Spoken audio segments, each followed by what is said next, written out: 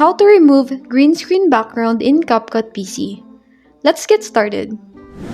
In CapCut, I already have prepared two clips on top of each other here.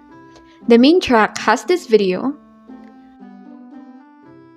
and the other clip has the subscribe button with the green background that we would like to remove later on.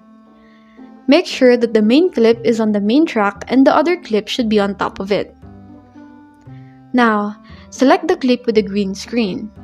On the right-hand side, under Video, select Remove BG. Click on the checkbox of the Chroma Key.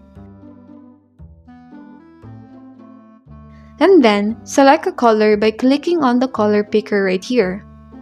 And make sure to select the color green on your video right here to remove that color. Make sure to also adjust the intensity and shadow, as it is necessary to remove the little excess of green on your video. And there you go. That is how you can remove green screen background in CapCut PC.